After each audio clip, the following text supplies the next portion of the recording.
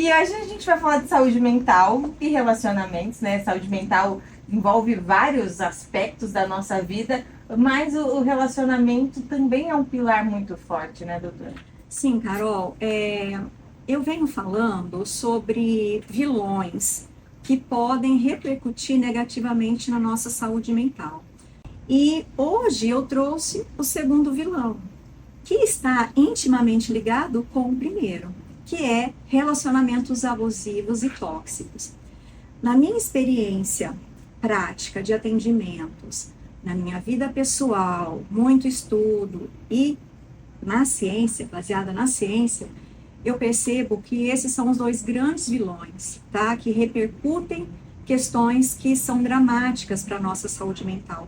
Então, quando a pessoa consegue vivenciar situações de serviço, que ela fica bem, que ela se sente bem, que ela não passa dentro do trabalho por situações de abuso, de assédio, de perseguição, de muito estresse, de estafa. E se ela consegue isso também nos seus relacionamentos interpessoais, qualquer tipo de relacionamento, ela vai fluir melhor na vida. Então, se a gente conseguir minimizar as questões com esses dois vilões, a gente vai viver de forma muito mais leve, muito melhor, com mais qualidade de vida.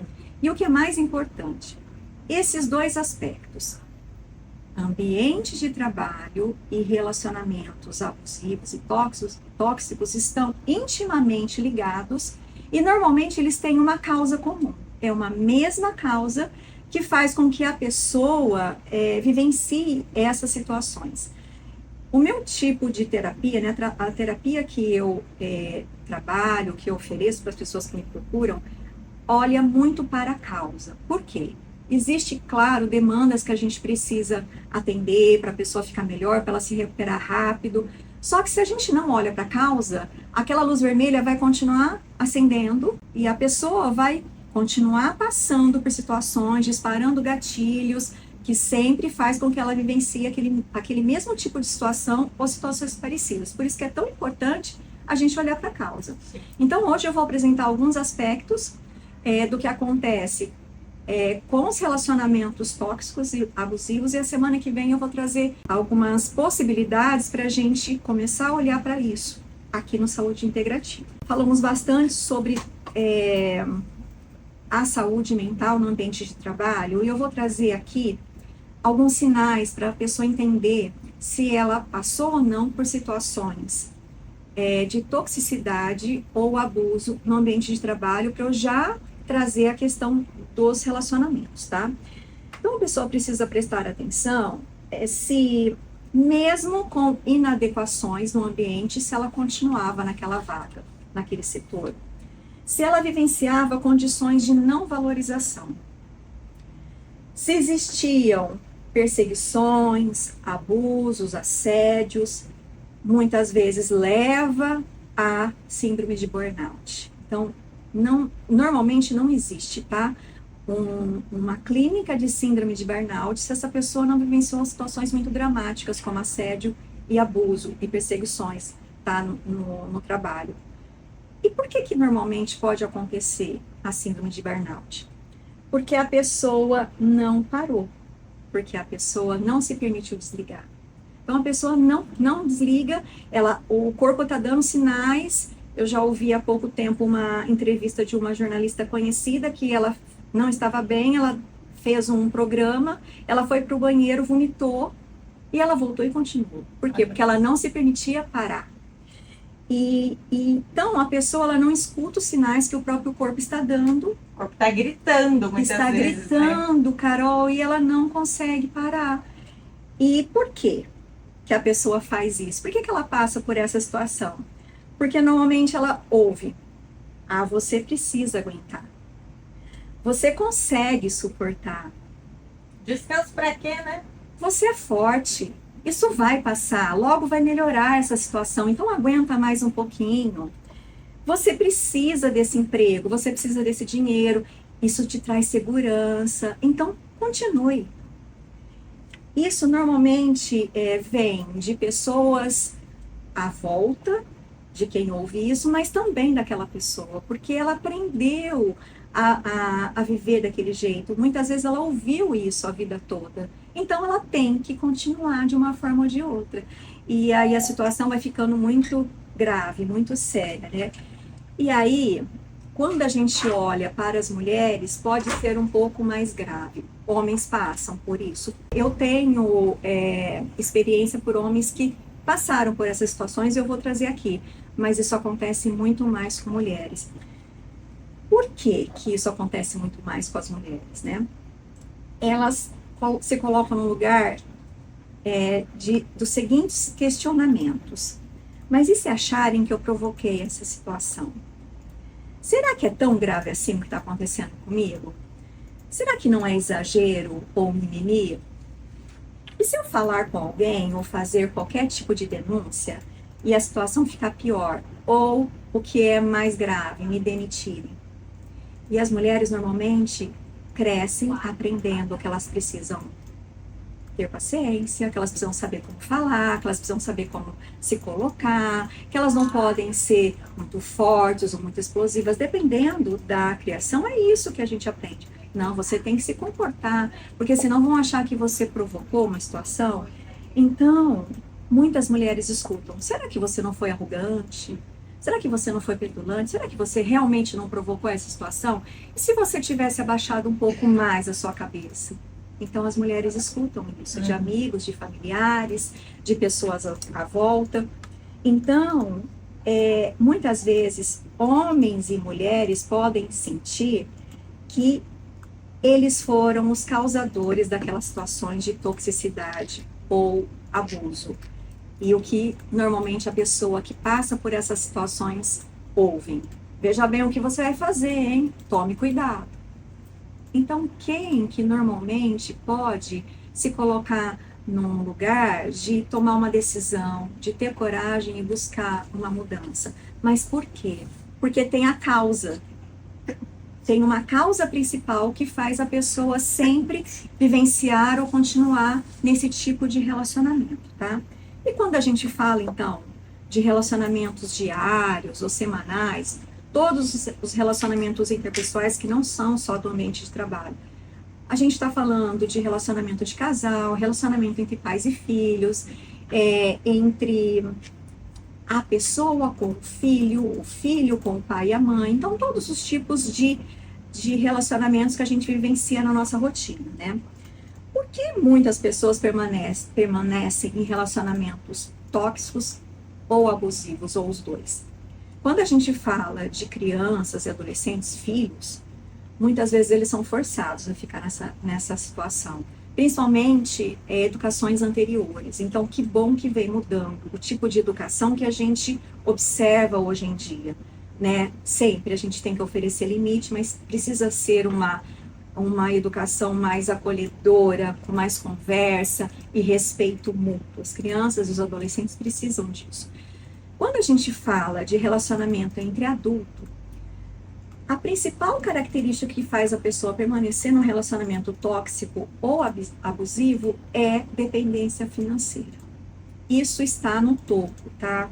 O que mais faz a pessoa vivenciar situações diárias ou constantes de toxicidade e abuso e violência é depender do cônjuge ou do parceiro ou da parceira financeiramente. Por isso que é tão importante ter uma rede de apoio e buscar a independência financeira. Uma segunda questão que eu observo muito, Carol, é dependência emocional. E aí essa dependência emocional também começou nessa causa principal que eu vou trazer. E muitas vezes, de forma inconsciente, o depender financeiramente de alguém vem também dessa causa, porque coloca a pessoa num movimento de eu não dou conta, eu realmente não sou boa o suficiente, eu não consigo prover a minha vida. Então são movimentos inconscientes que o que a gente precisa, em primeiro lugar, é tomar consciência, tá? Um outro aspecto que é importante, a pessoa tem filhos, então isso costuma fazer ela ficar na relação. Ou qual é a configuração de família que ela cresceu aprendendo? Então, dificilmente ela vai conseguir se separar se ela tiver essa configuração muito bem estabelecida e fixa na cabeça dela. Outra ideal, né? Ideal, isso. E algo também que acontece. Como foi a criação dessa pessoa? Como foi a educação? Qual é a religião que ela segue? O que é dito para ela nos lugares que ela frequenta para a busca da espiritualidade, da religião? Então, isso também pode ser um fator determinante para a pessoa permanecer naquele relacionamento abusivo e tóxico, tá? E aí, se a gente está falando de relacionamento que traz prejuízos, a gente precisa sinalizar ou indicar o que seria um relacionamento saudável, para que quem está nos ouvindo possa entender. Será que o que eu estou vivenciando é um relacionamento saudável? Primeira coisa que eu preciso trazer aqui, Carol, relacionamentos têm desafios. Nós somos seres em construção, que estamos evoluindo, e nós precisamos entender que nós temos falhas, que o outro também tem falhas. Então, para que a gente tenha ajuste, o relacionamento ou os relacionamentos vão passar por desafios. São pessoas com criações diferentes, com pensamentos, com vidas diferentes. Valores. Né, que precisam se ajustar. Exatamente. E aí, o que a gente precisa se atentar além de que vão ter desafios? Esse relacionamento tem respeito? Isso para mim é o mais importante. Tem amor? Você consegue sentir que existe amor? Porque quando tem amor e respeito, tudo pode vir. Tudo pode ser ajustado. Existe admiração? Existe uma vontade de fazer dar certo todos os dias? De ver o outro crescer e de ver o casal crescendo juntos? Existe compromisso, sinceridade e verdade? Se existe isso, ok. Vocês podem até precisar de terapia, mas o casal tem grandes chances de viver bem de forma saudável. Por outro lado, quais são as características de um relacionamento abusivo ou tóxico? Os relacionamentos vão gerar desconforto, sofrimento, situações depreciativas, excesso de crítica. Então, o companheiro ou a companheira vai sempre criticar, muitas vezes por conta da sua sensação de desvalorização, de baixa autoestima. Quem faz isso tem baixa autoestima, então precisa fazer o outro se sentir desvalorizado. Então, existe um cenário geral de fazer o companheiro ou a companheira se sentir desvalorizado. Pode estar presente os vários tipos de abusos, que são social, emocional, financeiro, físico e sexual. Podem ter violências psicológicas, verbal, violência física, violência sexual. Então, qualquer tipo de questão que traga desconforto pode sinalizar para um relacionamento tóxico ou abusivo. Doutora, tem uma pergunta aqui, que é da Vera. Ela disse que namorou por 2 anos e depois descobriu, né, depois de ter deixado, né, esse relacionamento, que ele era bipolar. Quando o companheiro tem algum diagnóstico como esse, isso pode tornar mais fácil ter um relacionamento abusivo ou não? Sim, Carol. Sim, normalmente sim. Por quê? O bipolar, ele tem muita variação de humor. Imagina você vivenciar com uma mulher que está todos os dias de TPM, que tem variação de humor. Eu atendo muito casal, a primeira coisa que a gente trabalha é: sua esposa tem variação de humor por causa da TPM. Você vai precisar identificar e entender que naqueles dias você vai precisar deixá-la um pouco mais tranquila, um pouco mais no canto dela. Imagine um homem que tenha isso o tempo todo e que normalmente as mulheres não estão acostumadas a lidar com homens com tanta variação de humor. Então, o relacionamento com alguém que é bipolar é uma montanha-russa o tempo todo. Então, a pessoa não consegue entender que ele é daquela forma, mas que pode ter um tratamento e trazer uma qualidade de vida, sim, para o relacionamento. Eu atendo, tá? Alguns homens que são bipolar e que após terapia familiar, tá? Não adianta só nesses casos, muitas vezes, o atendimento individual. A família toda precisa entender aquele cenário. Então, o ideal seria que ela tivesse passado por terapia, ele e terapia de casal. Porque a terapia individual é diferente da terapia de casal e é diferente da terapia familiar. A gente vai fazendo alguns ajustes Claro, mantendo o distanciamento de cada atendimento e também mantendo a ética profissional de não ultrapassar o limite individual de cada pessoa que está sendo atendida. Então, o transtorno de personalidade bipolar traz, sim, questões dramáticas para a rotina diária do casal, que afeta e pode, sim, repercutir num perfil de relacionamento abusivo tóxico, infelizmente. Eu espero que ela esteja bem. E que bom que ela teve coragem de tomar essa decisão, de, né, ter essa escolha, independente da sensação que fica de um relacionamento não ter dado certo, mas a prioridade é a pessoa. Sim, então, saúde mental, né? Sim, agradeço muito pelo posicionamento dela. Então, qual que é a minha dica prática para a pessoa perceber se ela pode ou não estar vivenciando um relacionamento tóxico ou abusivo? Quando ela está com a pessoa, ela sente que aquele relacionamento soma ou subtrai? É melhor estar sozinha ou com a pessoa? Quando o relacionamento é saudável, estar com a pessoa é um convite para ter momentos prazerosos, mesmo com desafios. Então, é um relacionamento que traz contribuição e não um relacionamento que traz prejuízos. Então, esse é um sinal importante para a pessoa refletir, tá? E aí, eu tenho alguns exemplos de pessoas que sofreram assédio sexual, por exemplo, homens, tá? E que desenvolveram burnout.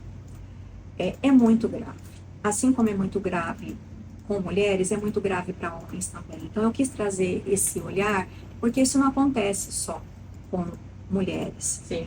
E a pessoa, muitas vezes, se ela não tem um acompanhamento médico, muitas vezes uma intervenção psiquiátrica, ela não consegue se recuperar. Então, isso é muito sério e muito triste. É importante que olhem para isso, porque qual é a causa principal que eu vou trazer um olhar mais aprofundado na semana que vem? Se a pessoa passa por relacionamentos tóxicos ou abusivos no ambiente do trabalho ou na sua rotina com familiares, é porque ela vivenciou situações de traumas na sua infância, normalmente, ou na adolescência. Então, quando acontece isso, a pessoa ela vai vivenciar situações porque ela não se sente merecedora, porque ela acha que ela está confortável com aquela situação que ela já conhece. Então, é uma situação de desconforto, mas que está na zona de conforto dela. Porque é conhecido e o novo traz medo. Então, a gente vai precisar olhar para a história da pessoa e entender o que aconteceu para fazer com que ela ficasse tanto tempo suportando situações que ela não deveria suportar. Muitas vezes pensa na família, nos filhos, no que ela construiu, mas ela precisa pensar primeiro nela, porque se ela estiver bem, o restante todo vai fluir bem. Então, Carol, semana que vem a gente vai falar mais sobre isso. Eu vou trazer algumas dicas, tá? Situações que a gente pode trabalhar. E, inclusive, se tiverem interesse que eu fale mais de sinais ou características de relacionamentos abusivos, por exemplo, relacionamento com narcisista, eu posso preparar para um próximo programa, porque isso é bem interessante e está aí um pouco em pauta. E é comum. Mais do que a gente imagina. Mais do que a gente imagina.